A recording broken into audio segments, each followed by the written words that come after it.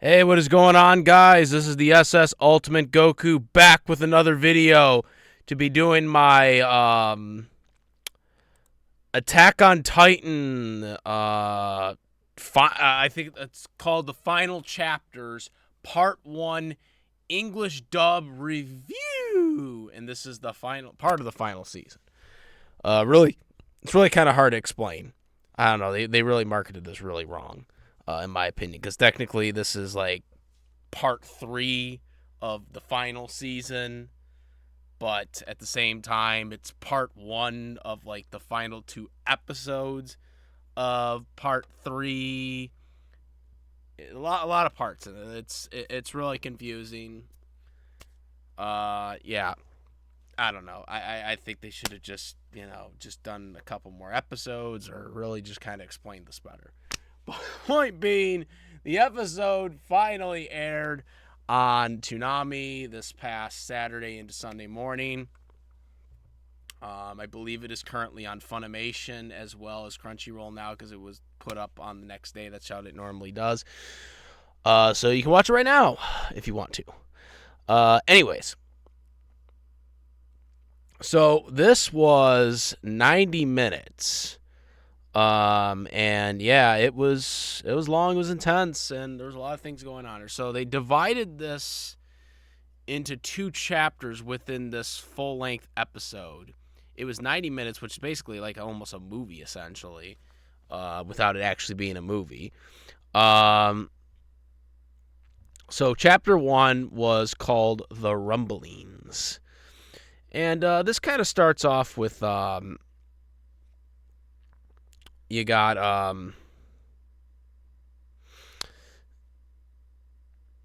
basically what they're trying to do now is the gang, they're trying to Mikasa, the whole group, Falco, all those guys, uh Levi, Hange.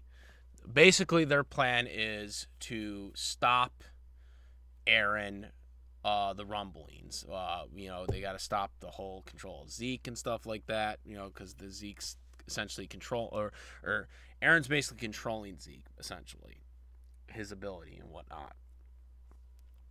So they are going to try to stop that. And what they also want to try to do is they want to try to basically convince Eren to stop. And if they don't, they're going to have to launch the Colossal Titan on him. Armin's going to have to do that. So they don't want to do that, so they want to try to see if they can stop him from doing this. We see Annie go through a mental breakdown. She doesn't want to do anything with this. She wants to just kind of forget about everything, so she goes the other way when it comes to the ships.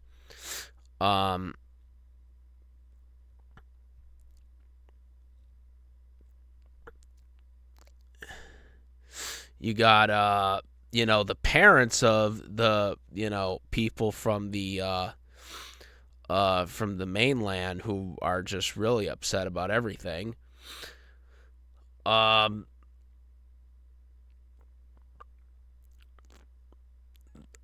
They what they want to do is they want to fly. Their plan is to fly over to the mainland,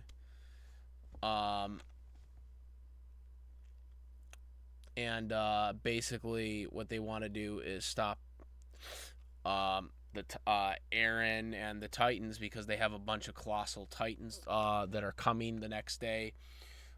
So they have they're devising the plane and whatnot. There was this also really good moment between kind of like Annie and Armin. I thought, they kind of had this whole ship thing going on with them, which I thought was pretty kind of cool. It was kind of interesting. It was a little different. I mean, they've been teasing it for a while, but it is kind of really interesting ship since it kind of really, because season one, you know, Armin really wasn't like that. with Annie, and then the whole Annie, he visited her while she was frozen type deal. Um, but I never really looked at as him being really that interested in like that way. I thought he was more of interested in Annie, like, he wanted to know what she was about because, she didn't understand, he didn't understand at the time why she betrayed the group or why she was a Titan or what. They didn't know at the time. So there was kind of a mysterious aspect of it. But then, of course, as we all know, Armin ate Bertel.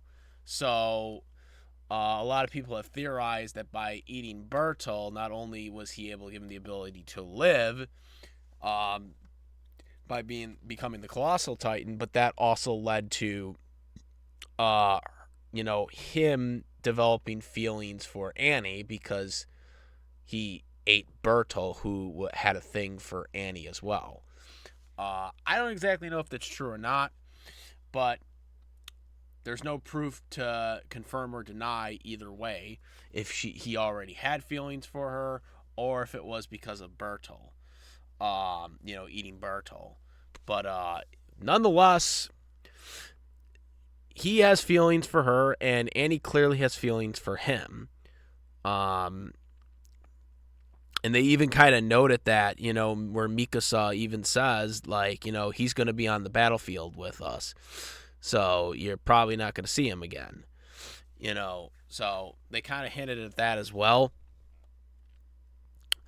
Um,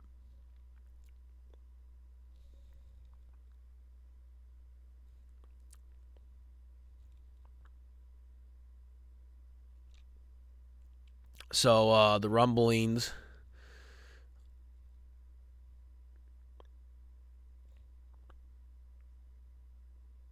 So basically, the rumblings were there when they take the boat. Um, and basically, what happens is that Hanji, well, actually, I should say, they discover that there's like holes in the ship, or I'm sorry, the airplane, and because this kind of screws up their plan, because obviously you got the Colossal Titan army that are coming now, and they don't have enough time to really kind of prepare or patch it up really quickly to get on the airplane because the gas is leaking out. And so Hanji appoints Armin as the commander, basically. The next survey corps commander. And because of this, Hanji then says a wishful goodbye to everybody, as well as says goodbye to Levi. And then she goes out to basically take on the Colossal Titans with her ODM gear. And she takes a bunch out, but then eventually she gets burned. Her whole body burns up from the Colossal Titans. It was really kind of weird because, I mean, she was slashing through a bunch of them for a while and she didn't burn up. But then she eventually did burn up at the end there after about like 7 or 8 of them. It was enough time to get the gas or get the patches patched up on the plane. And that allowed them to get out of there. But then Hanji did burn and burned to her death, basically, because of it. So she sacrificed her life. But then the next thing we see is Hanji is waking up, and I was like, wait, what? And, because I thought, oh, maybe she lived, and no, she did not. They basically had another world in Attack on Titan, or Heaven. Better lack of words, because that is the actual thing it is. So we have Attack on Titan Heaven. I don't know if they're gonna call it Otherworld or they're gonna call it Heaven. Like we got a Dragon Ball Z situation where they called it Otherworld. But the proper term is Heaven, obviously. So they have an Attack on Titan Heaven. And you see basically a cameo of like pretty much all the gang together. Of everyone who passed away or got killed in the series, pretty much or the main characters at the very least, pretty much all made a cameo in the the Attack on Titan Heaven. And I thought it was a pretty cool send off for Sanji, since she was the commander, as well as kind of a send off to all the characters who basically sacrificed their lives, throughout the series. I thought it was a pretty good tribute to all of them. And then they kind of basically, told her, you could tell, your story to all of us. We have time, and I thought that was a really good send off. I thought that was a really cool touch. You normally don't see that type of stuff where they kind of show that type of afterlife concept there, kind of a tribute at the end there. I thought that was a really cool thing. I know a lot of people thought it was, it's kind of bittersweet for Hange, but I thought that was kind of, she sacrificed her life so they could get out with the plane. And I thought that was a really good touch, to end her character on a high note, especially with all the other characters, especially a lot of those other characters who just got killed, right away, or the characters that died with not really a kind of a good conclusion. That was pretty cool. Anyways, so then chapter 2 of this episode was the Stingers, and this is where they're on the airplane. They're discussing about plans. Like I said, the whole peaceful revolution that Armin wanted to do was not going to work because they, like I said, the plan was possibly, trying to negotiate with with Eren, and get him to stop doing this. If not, they'd have to use the Colossal Titan to take him down. They immediately go into this like realm basically where Eren is, and they're chasing after him. They see little Eren, and then you see the blind female with Eren now. And he basically explains the order of the rumbling, that they must kill him, and that he is not he's not going to lay down, basically. He's going to keep doing this. Says it's freedom for moving forward. And, they can't understand it. Once they get back to the ship, back to the plane, they come to the realization that they are going to have to take out Eren. Because pretty much Eren has said that there's no path forward, that this is what he's going to do. Back at the the ship where the boats are, you see Falco. He's revealing to Annie that the Titans might have the ability to fly, which is something that Annie could benefit from because of her Titan powers.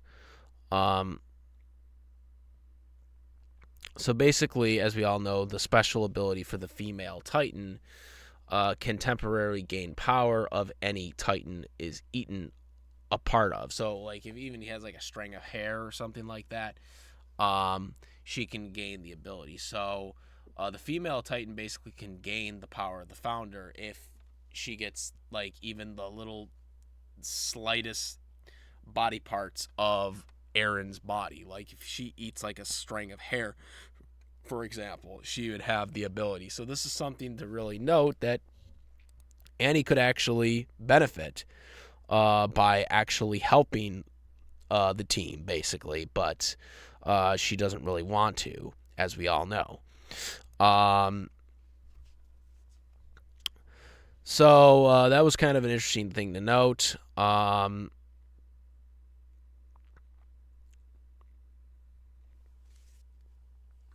Like I said, everyone from the Marley base are arriving in numbers with airships to insult Eren's fleet.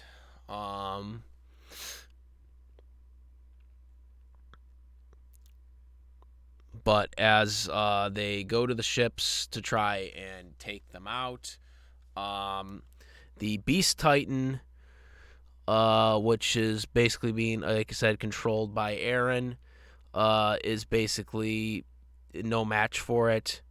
And so now they don't know what they're doing. They're kind of hopeless.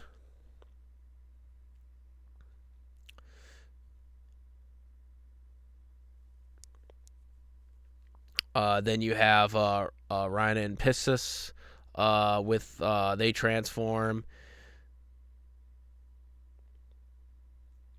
They try to go after the Beast Titan, knock him down. Armin is calling out to Eren again.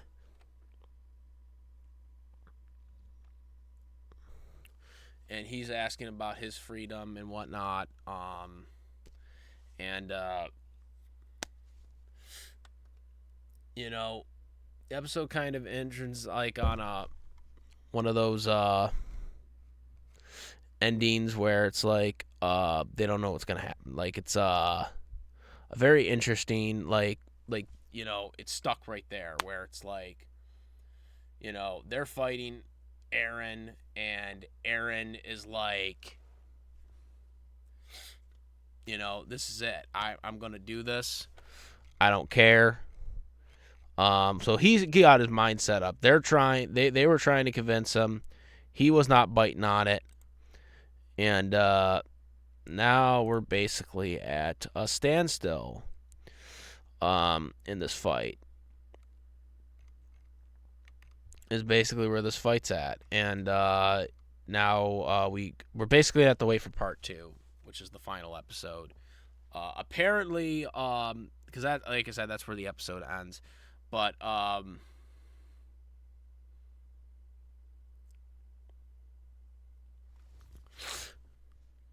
it is quite interesting. But also the final part, I should note, I didn't know this when I talked about my video last time, but apparently it hasn't aired in Japan. I was misinformed about this. I was under the assumption that both episodes had aired in Japan already. I thought they aired them both at the same time, or the same week or whatever. But apparently they have not. So part 2 has not aired in Japan yet. Apparently it's airing in a week from now. So God knows how long it will take for Funimation to get out the final episode out. Since it took this long, since it took several months just for the first part to come out. But nonetheless, a pretty good episode. It was pretty entertaining. This episode was pretty entertaining, considering a lot of factors within season 3 and season 4. As you guys know, I didn't really like the direction that the Attack on Titan series went into. I don't really like the whole convoluted switch up that they decided to do with Eren's character. I really liked Eren as the guy who was trying to take out the Titans and, try to do, make, the island what the island is, make the island better. I was kind of more into that whole aspect of the series than what they're, especially with the whole mysterious thing with Krista or Historia and whatnot. I kind of like that better than this whole, okay, now we're going after the mainland, and the mainland people aren't so bad after all, and the islanders, this whole hate type thing going on that they're doing. I kind of wish they would have kind of flat into the whole idea of, focusing on the island and trying to, you know, have peace that way, um, from the island's point of view, because that's how the series was always set up as. But this episode was pretty good. There was a lot of action going on. I thought there was a really good, compelling conclusion, especially with Hange. I did like the whole thing they did with Hange. I didn't like that she died, but at the same time, they did it in a good way, and they kind of paid tribute to a lot of the other characters that died in this series. A lot of them that just died for either like just dying randomly, or they died in a pretty sad death in this series, that we can kind of have a callback from. The whole thing with the interaction with Eren and Mikasa and Armin, I thought was really good. That interaction that they had, to basically come to the realization that Eren is too far past this at this point. And I also should bring up, there was also a moment in this too. I forgot to bring up, there was a moment where Eren also was like crying and like apologizing to like a little kid that he saved the life of from like thugs that were beating the crap out of him as well. And he was like crying about that because he knew that yes, he saved this person, but he knew in the future, in reality, he was going to essentially kill this person, because he's killing basically all these people that are involved with his plan. And so he was crying, and then you could tell about the emotional spectrum of Eren as the character now, of being the one who wants to basically rig the world, essentially, of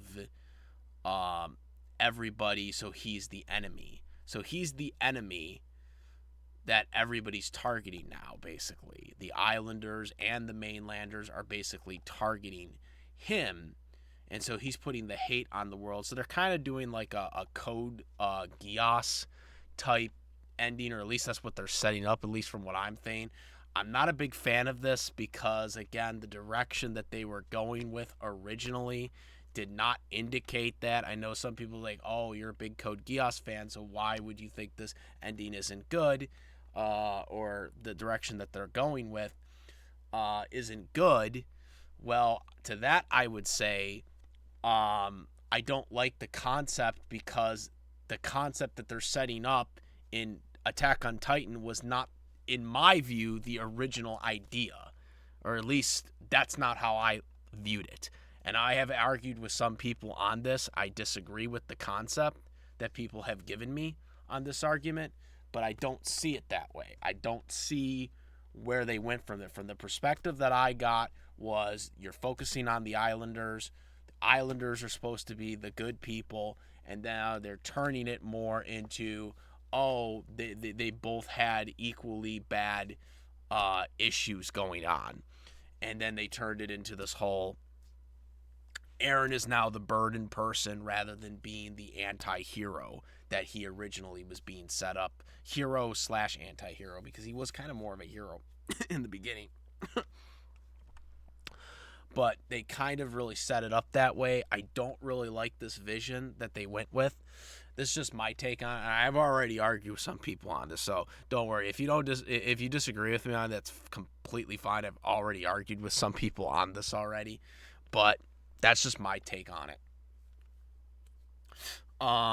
So yeah, that's my review, really, of the Attack on Titan final chapter, part 1 of part 3's season finale, or final season. Make sure to comment, rate. If you like this video or my other videos, please subscribe. Hit that notification bell for all the latest content. Thank you. And that's about it, guys. I am the Ultimate Goku. Moderate. Peace. Also, make sure to subscribe to my YouTube channel, obviously, but also follow me on the Twitch, Ultimate Goku, Instagram, the Ultimate Goku, and I also have a Discord link in the description. I do wrestling reviews, of AEW, WWE, or to talk NFL football, anime dubs, obviously, cartoons, live action TV series, live action shows, all that stuff, TV shows, all that stuff. So make sure to go there as well. And now I'm out. Peace.